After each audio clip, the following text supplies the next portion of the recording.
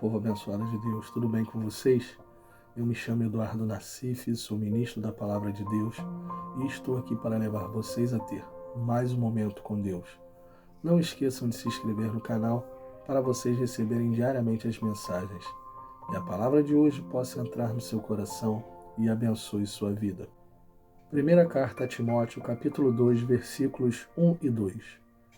Em primeiro lugar, recomendo que sejam feitas petições, orações, intercessões e ações de graça em favor de todos, em favor dos reis e de todos que exercem autoridade, para que tenhamos uma vida pacífica e tranquila, caracterizada por devoção e dignidade.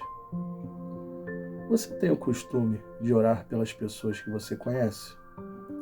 Ou você não tem nem o costume de orar? A oração é a hora em que colocamos diante de Deus as nossas petições. É a hora em que falamos com Ele e Ele nos ouve. Um cristão que não ora não pode ter suas batalhas vencidas. Mas aqui o apóstolo Paulo, na sua primeira carta a Timóteo, diz que devemos orar por todos os homens. Quando ele fala isso, ele está falando por todos aqueles que você conhece e lembrar na hora em que você estiver orando, seja ele amigo ou seu inimigo. Lembre que Jesus disse que devemos amar nossos inimigos. Orar por quem você ama é fácil, mas orar por quem te persegue, aí já fica difícil, não é verdade? Sim, mas não deveria. Deixa eu perguntar para vocês algumas coisas e meditem nessas perguntas. Vocês têm costume de orar pelo seu pastor? Orar por aquelas pessoas que sentam do seu lado no culto, pelos obreiros, pelos evangelistas, pelos seus amigos, seus parentes, seus irmãos, por mim que estou aqui todos os dias lhe dando uma mensagem, e pelo governador e prefeito de sua cidade, pelo presidente do seu país. Se vocês não oram, vocês deveriam. Na hora que estiver orando, lembrem de orar por todas essas pessoas. Todos precisamos de oração. Todos precisam orar uns pelos outros. Quando você ora por alguém, você, sem essa pessoa saber, você está ajudando ela a combater. Lembram da mensagem de ontem? Uma luta é travada no mundo espiritual. E quando você tem alguém te ajudando em oração, você consegue uma força extra para essa batalha. Quando oramos pelos nossos amigos e parentes, estamos ajudando eles a se fortalecer e até aqueles que não são convertidos. Estamos ajudando eles a serem tocados por Deus. Precisamos orar pelos nossos líderes, pelos nossos governantes, para que tenhamos paz. Uma nação que não ora pelos seus governantes dificilmente terá paz. Orar é um momento de comunhão com Deus. É um momento em que você coloca diante do nosso Pai Celestial todos os seus problemas e Ele te ouve. Aí você pode pensar, mas não sei como orar. Orar nada mais é do que você falar com Deus como se estivesse desabafando com alguém. Primeiro, não entre de qualquer maneira para falar com Ele. Diga, Pai, em nome do Senhor Jesus, estou aqui diante da sua presença e peço que o Senhor ouça a minha oração. Isso é só um exemplo, tá, pessoal? Cada um ora da forma que achar melhor. Não existe uma fórmula certa de oração. Depois que você começar a orar, fale com Ele. Diga como foi seu dia, como você gostaria que outras coisas tivessem acontecido. Ore pelas pessoas que você conhece, pedindo conversão, pedindo proteção. Ore pelos irmãos da igreja, pelo pastor, pelos seus vizinhos. Ore pelos seus governantes. Ore por todos que você lembrar. Deus estará lá de cima, ouvindo suas petições e pode ter certeza que tudo que você fala Ele ouve. Precisamos ter tempo para Deus. Não seja aquele crente que ora somente 10 minutos, mas fica horas na frente de uma televisão. Pare de perder tempo com coisas que não vão te edificar em nada. Coloque uma coisa no seu coração. Temos que estar sempre em oração. Não há como vencer batalhas se você não ora. Não há como derrotar o inimigo se você ficar de boca fechada.